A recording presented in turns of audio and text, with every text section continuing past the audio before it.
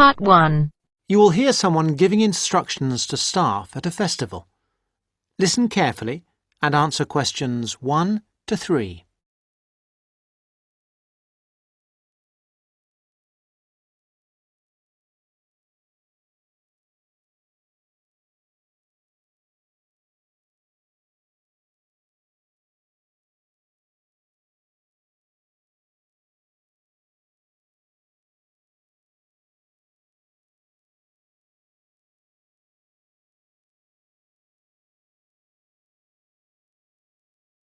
Good morning, everybody.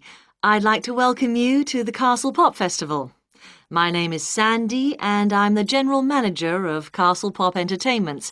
And I just want to take a few moments to mention a few things to you before you go and have your detailed briefings in your work groups. You all have a copy of the plan of the festival grounds. Now, most things are obvious, but I'd like to point out first the visitor toilets here along the side of the main area. Kindly do not use these yourselves. Your own facilities, the staff toilets, are beside the breakfast tent. Also, there are public telephones behind the stage. I mention these two things because they are places that visitors often ask for. For yourselves, one of the most important places is the staff meeting point. This is new this year, and the only thing to remember is that it exists and that when you refer to a meeting point between yourselves, you need to make clear which one you are talking about. The staff meeting point is between Campsite 1 and the disabled viewing area. This is not marked on the general maps, but it is marked on the maps you've got there. The visitors' meeting point is, as you can see, in the centre of the main area, between the breakfast tent and the entrance. Now, another important facility is the first aid tent. This is a big round tent, so you can't miss it. It's on the right-hand side of the entrance, again as you come in. There are many other first aid facilities all over the festival site. In fact, there is a first aid box in every tent and sales point, but this is the central point. Finally, I wanted to mention the security on the site. Every year the festival gets bigger and bigger, and so every year we have to increase the security arrangements. We have a number of small security offices, one being near the entrance, but the main security office is opposite the disabled viewing area. It's next to the Old England pub so that the officers can keep an eye on what's going on there. And of course, in that office there is a full supply of first aid equipment too. And don't forget, those of you who can't wait till you get your pay at the end of the festival, there are some cash machines in the wall of the Old England pub. Now answer questions 4 to 10.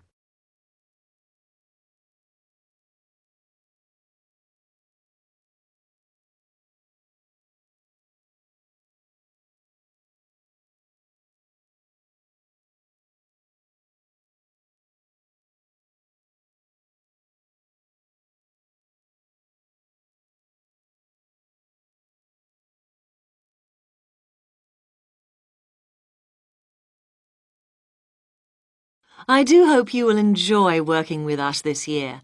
It's always good to see some of last year's faces back with us again. We hope this year to put on an even better festival than before. The first year we put on a festival, we called it the Mountain View Pop Concert. And it was a pop concert rather than a festival. We held it inside the castle and you could see the mountains in the background. It was very small and personal. Then we held it in front of the castle, with the castle in the background, and then we started calling it the Castle Festival. Now, this year, we have moved further away into the fields.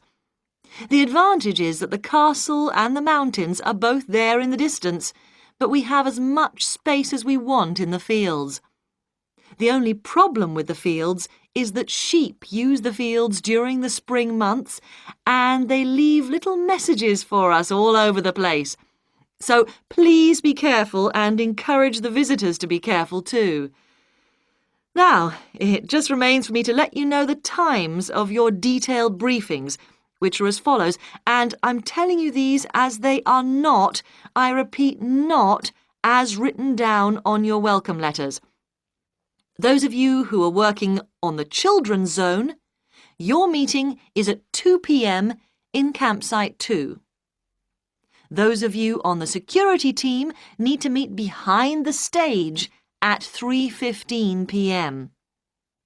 For the people on first aid, please do not meet in the first aid tent. There will not be enough room, but meet at the entrance gates at 4 p.m.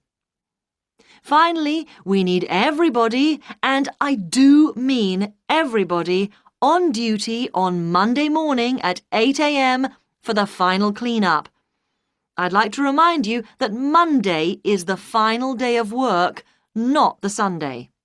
People not coming to the final day will lose 50% of their pay. The meeting place for that is Campsite 1. Now, good luck, and let's make this the best festival ever! That is the end of part 1. You now have half a minute to check your answers.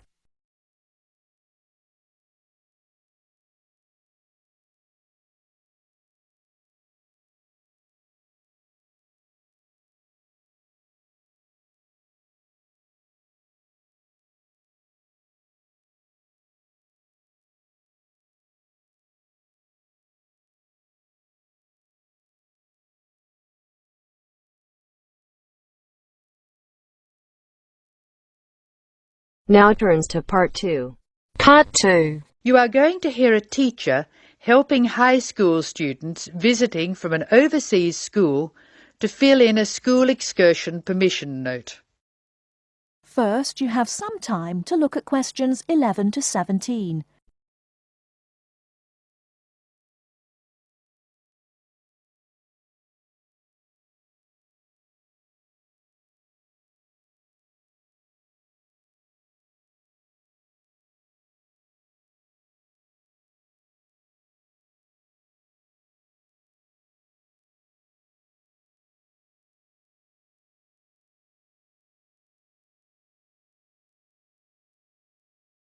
Good morning, students. My name is Mrs. Brown, and I'm in charge of the school excursion next week. Please take out your school excursion permission note so you can fill it in. For insurance purposes, this note must be signed by your guardian or the group leader. First of all, fill in the name of your class. Everyone here is in 3A, aren't they? So write 3A where it says class. We're going to the Blue Mountains, which is great. So this is the school excursion to the Blue Mountains. The day we leave is Monday. That's Monday, June 10. We are travelling by bus all the way, so we don't have to worry about changing trains or anything like that. The bus will leave from the front gate at 8 a.m. I know we usually use the side gate, but because of the roadworks we will be using the front gate when we leave. However, when we return, the roadwork will be complete, so we'll use the side gate. We expect to be back at 6 p.m. It's going to be a lovely day. Your teachers will give you tasks to do when we arrive. We'll provide fruit and fruit juice on the bus, but you must bring your own lunch. While we're on the excursion, we'll be moving around a lot in some fairly rough country. Be very careful to wear strong shoes. It's very important that you look after your feet very well. Now, does anyone have any questions they want to ask? Before you hear the rest of the talk, you have some time to look at questions 18 to 20.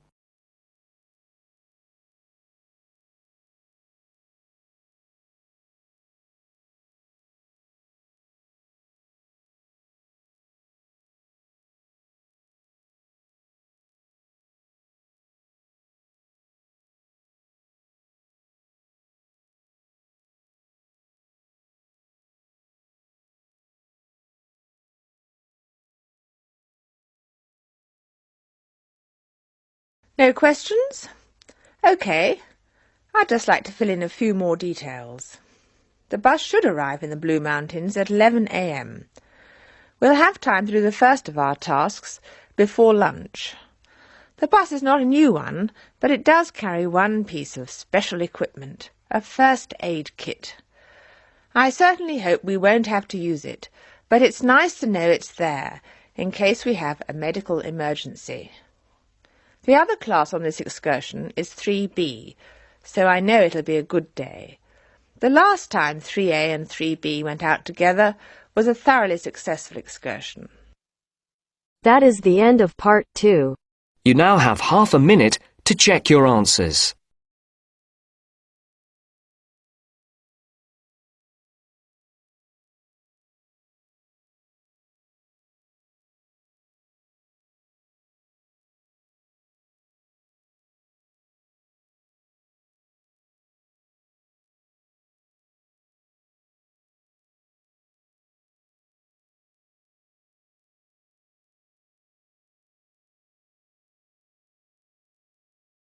Now turns to part 3.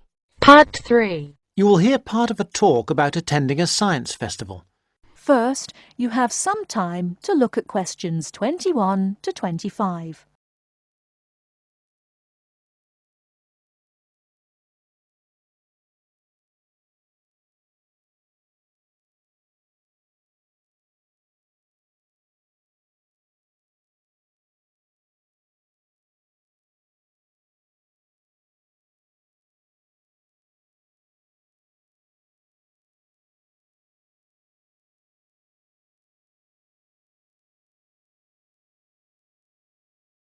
Now, I think nearly all of you have received confirmation of your school placements for next term, and as part of your activities, we will be asking you to take responsibility for promoting a school visit to the Norchester Science Festival. Of course, the head of science at your school will be aware of the festival and should have all the details of it, but all the heads of science at your schools will be looking to you to be the main organiser and motivator of a visit to the festival. They'll give you the documents you need. We hope that you will motivate pupils at your schools to take an interest in the festival. It runs for 3 days. There are day tickets and special 3-day tickets, and schools have the extra option of a 2-day ticket. We hope you will encourage your pupils to visit it on 1 or 2 days. But most important of all, we hope you will use the festival to generate a lively interest in science that will last all year round and provide the school with a lasting benefit. This will, with luck, lead to improved examination results in science subjects. And let's not forget, we hope your pupils will have a lot of fun too. Needless to say, your performance in achieving these aims will count towards your final exam grade at the end of the year. Now, let me just say a few words on why a science festival. Science is part of our everyday world in a way that is different now from before. Of course, we're used to having the benefit of scientific inventions. We are used to the aeroplane, the motor car, the space rocket, and so on. But now we live in a truly scientific age, which means one where inventions and improvements are matters of routine rather than occasional and unusual events. We have become a really scientific society. Yet we find that we are failing to interest and enthuse the young in this. Fewer young people are choosing to study science at school after the age of 16, and even fewer at university. As a result, we have fewer teachers coming into schools to teach science. And many science teachers are not teaching their specialism. For example, I know of several cases where maths is being taught by biologists and chemistry is being taught by physicists. We urgently need another 3,000 science teachers in England at least. That's why we look to you, the science teachers who are starting off your careers, to inject enthusiasm and wonder into the study of science, and we hope the Norchester Festival will help you to do this. Before you hear the rest of the talk, you have some time to look at questions 26 to 30.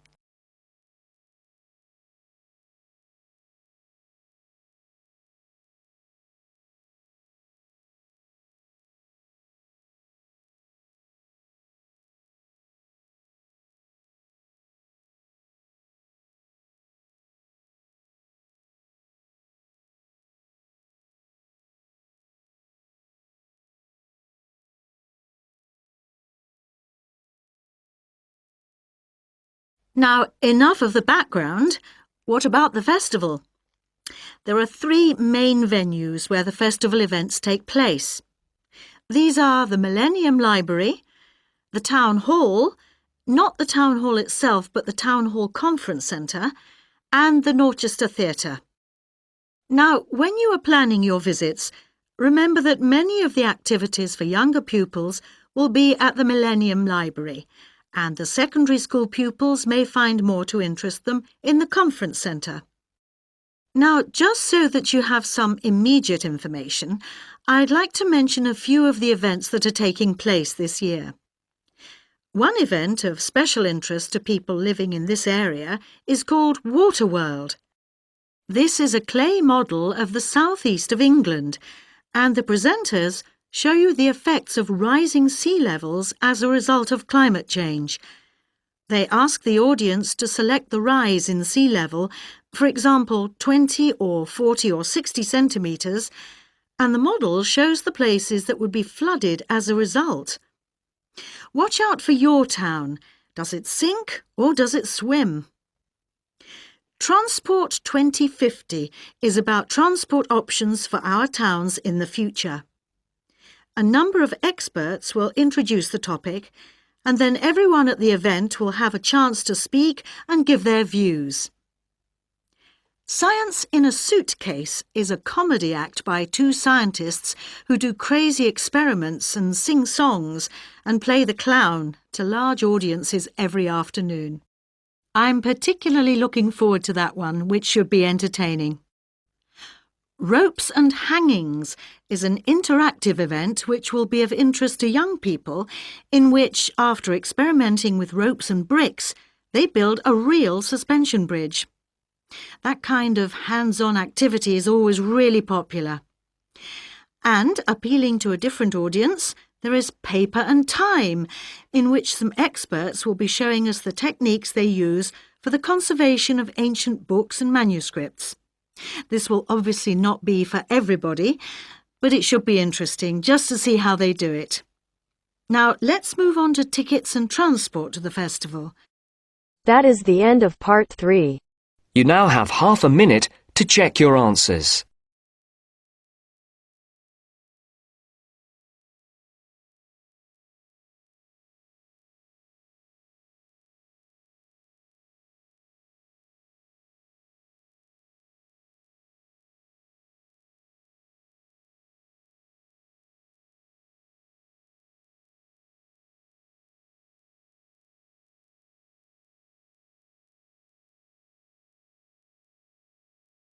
Now turns to part 4. Part 4. You will hear an interview with a marketing director. First, you have some time to look at questions 31 to 40.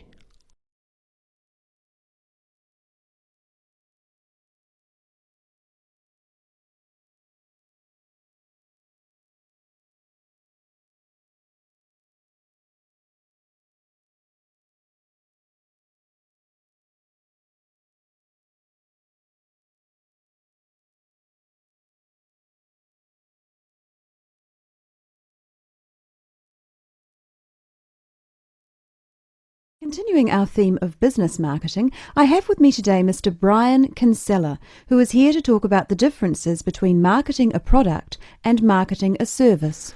Good morning. Now I understand that many of you here today are interested in a career in services marketing. Well, I've been the marketing director for Oceania Travel for nearly 11 years, so I feel that I can present what I consider to be the most important aspects of marketing a service. However, before I begin, I want to clarify what I mean by services marketing. This not only means aspects like holiday destinations, but also professional services such as legal advice. In short, anyone that sells a service. Actually, a lot of the traditional services such as lawyers, accountants, etc. have not felt too comfortable marketing their services. It's almost perceived in industries such as these that the need to market indicates a weakness in the services provided. However, more and more such industries are realizing the importance of marketing to sustain their customer numbers, especially when their competitors are marketing themselves. Now, the main difference between marketing a product and a service is that the customers cannot understand exactly what the service will be. They can see a product and can comprehend exactly what the product will do for them. A service is more intangible. By that, I mean whatever each customer gains from the service is often very personal. For example, with a travel agency, clients choose to travel abroad for a multitude of motives. Some people travel overseas for the experience and really want to get to know the culture of the local people. Others wish to escape from reality, totally relax in sophisticated comfort, and be waited on hand and foot. Obviously, our clients will not be judging what we offer by the same standards, and travel agents, like other such service industries, have an extremely difficult job in satisfying a range of customers from diverse backgrounds with different expectations. Our company has overcome this dilemma in a number of ways. First of all, our travel consultants are given extensive training in customer service and buyer behavior. Our aim is not just to be a profit-making organization, but also to meet and exceed the expectations or dreams of our clients. Our mission statement, in fact, is primarily to offer a service which is above and beyond the hopes of our clients. In addition, we regularly visit the tourist destinations we promote and inform all of our staff about any changes in specific areas. Not only is it important to be fully informed about every possible aspect of the service you are marketing, it is also essential to constantly improve the service offered. At Oceania Travel, we regularly conduct surveys with all of the people that visit our resorts of choice. Any negative feedback we try to remedy at once. Our clients are met by a company representative during their stay, and we have a set procedure for dealing with any complaints. Our clients are not expected to have to approach the hotel reception, as we have a 24-hour contact service direct to our representatives, and this representative should always welcome any customer problems or questions. In the event of a complaint, the representative will then try to remedy the complaint with the hotel. If the problem cannot be rectified by the hotel manager, our representative is authorized to remedy the situation him or herself. For situations beyond the representative's authority, our complaints department is contacted. The complaints department guarantees a solution within the day. If the customer is still not satisfied, they are welcome to approach our head office on their return. So you see that marketing a service is catering more for the client's expectations than anything else, and it is that which makes services marketing a very intricate business.